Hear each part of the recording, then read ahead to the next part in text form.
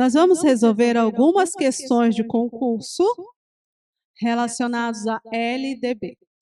Questão número 1 é um concurso de Duque de Caxias. Em relação à verificação da aprendizagem dos estudantes, a lei afirma que, para os casos de baixo rendimento escolar, os estudos de recuperação devem ser. Então, a temática dessa questão é a avaliação. E a avaliação é um assunto recorrente em prova de concurso de professor, tá? Então, como devem ser esses estudos? Obrigatórios e somente ao fim do ano letivo? A gente já sabe que não. Porque lembra que eu falei na aula que isso deve ser cumulativo, tá? Então, ele não pode ser só no final do ano, quando era antigamente. Obrigatório e preferencialmente paralelos ao período letivo? Essa aqui é uma interessante. Facultativo, então o aluno faz se ele quiser. E paralelo ao período letivo? Não. Facultativo, ao fim de cada semestre? Não, a gente já sabe que tem que ser obrigatório e paralelo. Não pode ser no final do semestre, nem do bimestre, nem do trimestre. Geralmente, ao final do bimestre ou trimestre, a gente separa uma semana de estudos intensivos, como é chamado agora. Mas a recuperação o professor pode e deve fazer a cada aula, a cada momento que ele achar necessário. Tudo bem, Pri? Tá bom. Então, concurso de São Carlos. Aí aqui aparece tipo um probleminha, um estudo de caso. Márcia tem uma filha de 6 anos, completados em março, que já sabe ler e escrever e está frequentando uma pré-escola. Conforme a lei federal, e tendo em vista as habilidades e a idade da criança, a filha de Márcia deverá ser matriculada. A gente já sabe que não existe reclassificação da pré-escola para o ensino fundamental. Então, a filha de Márcia, ela tem que ser matriculada no primeiro ano do ensino fundamental de 9 anos, ok? Concurso de Sergipe. Os principais agentes da diminuição da distorção série-idade previsto na LDB são: quais são os agentes que nós podemos nos utilizar para ajudar o aluno a não ter uma defasagem de idade séria? Nós vamos usar sistema de progressão continuada e criação de classes de aceleração. Existe classe de aceleração, gente? Não existe mais isso. Classe de aceleração e recuperação paralela, classe de aceleração e educação de jovens e adultos. A educação de jovens e adultos, ela não tem esse objetivo principal. A adoção do sistema de ciclos e educação de jovens e adultos, progressão continuada e a criação de classes de aceleração. Eu fui pesquisar sobre isso, tá? Sobre o que seria essa classe de aceleração. E são as classes multisseriadas, tá? Então anota aí, porque no estado a gente usa a expressão multisseriadas, tá? Eu também marquei, quando eu fiz a primeira vez, nenhuma das respostas, tá? Mas fui pesquisar o que são classes de aceleração, porque eu falei, não existe isso. Existe sim, são as multisseriadas.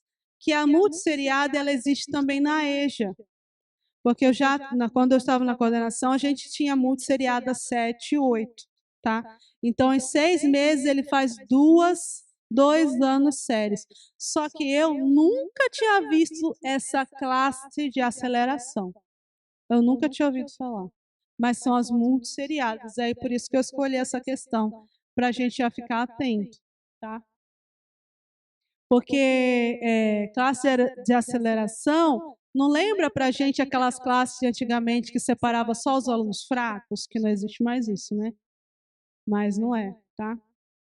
É as multisseriadas.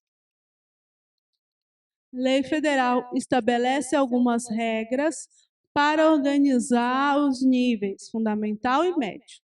Quanto à verificação do rendimento escolar, dispõe que a avaliação do desempenho do aluno deve ser. Então, mais uma questão sobre a avaliação.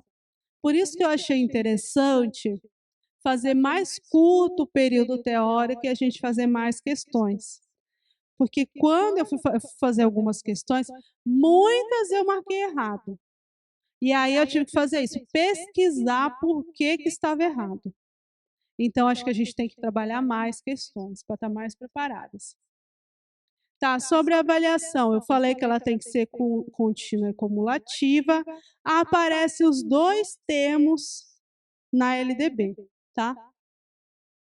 Como questão correta, nós temos a C, priorizando os aspectos qualitativos dos resultados ao longo do período. Então, o que está errado aqui? Na A, provas finais. Na B, provas finais de novo. Aqui é o não cumulativa e o não cumulativa, tá? Mas lembrando que a LDB traz a expressão cumulativa e contínua também, traz as duas. Então, vocês ficam atentos no momento de ler as alternativas. Nós temos mais um concurso do Rio de Janeiro. O que deve ser assegurado a todos, dispõe que deve ser assegurado a todos, formação comum e indispensável para o exercício da cidadania.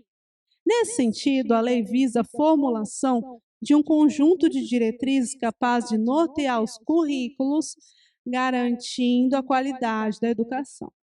Para contemplar essa exigência, o MEC tomou a seguinte iniciativa. Essa questão é diante da BNCC. Por que eu pus ela aí? Porque pode ser que você ainda veja algumas provas falando a respeito dos PCNs, que são os parâmetros curriculares nacionais. Os PCNs, eles não foram apagados da história. Eles podem ainda aparecer como material de consulta em algumas bancas, você pode ver. Então, você deve saber sempre que existiu isso. O que era isso? Eram pequenos livretos, pequenos livrinhos, que traziam conteúdo para cada ano série, conforme a disciplina. E foram substituídos pela BNCC, que é única. Então, qual foi a medida do MEC? Propor que cada escola construísse seu modelo curricular para manter uma organização linear. A questão está totalmente díspara.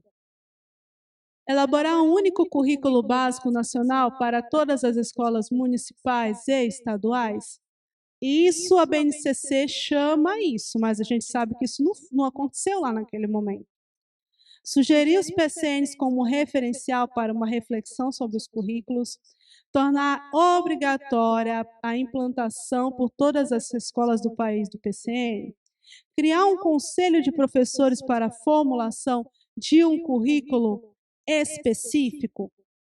Não, ele trouxe o PCN como um referencial para reflexão sobre os currículos, porque cada organização estava livre para organizar. Até então, você tinha o currículo de cada autarquia diferente da outra, até a BNCC.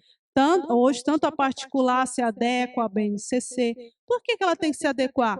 Porque os alunos que saem da particular vão enfrentar provas como o Enem, vestibular VUNESP, que todos que estão atrelados à BNCC. Se ele fizer um currículo muito dísparo da BNCC, o aluno dele também não vai estar preparado. De acordo com a LDB, Os docentes estarão cobridos. Qual é o trabalho do docente? Uma questão sobre as nossas incumbências. Informar o conselho tutelar sempre que o direito público dos alunos não for respeitado. Isso é dever do professor? Ministrar os dias letivos e horas-aulas, além de participar dos períodos dedicados ao planejamento, avaliação e ao desenvolvimento. Participar da elaboração da proposta pedagógica, do estabelecimento de ensino, garantindo sua adequação às diretrizes curriculares. Estabelecer estratégias de recuperação para os alunos de menor rendimento, por meio de projeto aprovado pelo Conselho de Escola. Definir juntamente com seus pares o calendário escolar, respeitando o número mínimo de dias letivos e da jornada escolar definido por lei. Quando eu li isso aqui, eu falei assim, mas nós fazemos todas essas coisas no dia a dia. Mas que a lei tem como premissa, sua obrigação é ministrar os seus dias letivos, hora-aula, além de participar dos períodos dedicados ao planejamento. Não é nossa obrigação denunciar o conselho tutelar quando o direito público do aluno não for respeitado? O que você tem que fazer? Você tem que, primeiramente, se reportar à direção da sua unidade escolar. É incumbência do gestor se reportar ao conselho tutelar, ok? Participar da elaboração da proposta pedagógica, garantindo sua educação às diretrizes nacionais fixadas na forma da lei. A proposta pedagógica, ela pertence a um colegiado, que é o conselho de escola. Não são todos os professores que participam ali, tá? Mas você pode participar, mas não é sua obrigação. Então, os demais coisas, estratégia de recuperação para os alunos de menor rendimento, por meio de projeto aprovado pelo Conselho de Escola, o Conselho de Escola não delibera isso, tá? A respeito da recuperação. Definir o calendário escolar. A gestão tem que definir esse calendário escolar, tá? A gente só tem que cumprir. A gente tem que cumprir os dias e horas letivos, ok? É uma questão bem confusa, então a gente tem que estudar mesmo para estar ciente. Tudo bem? Então, essa aqui a gente encerra a nossa aula de LDB, tá? E daqui para frente nós vamos fazer mais e mais questões. Vamos bater em questões, porque eu acredito que as questões esclarecem mais, a gente compara, tenta localizar as dúvidas, e assim a gente vai fortalecer o que a gente viu de teoria. Tudo bem? Até a nossa próxima aula.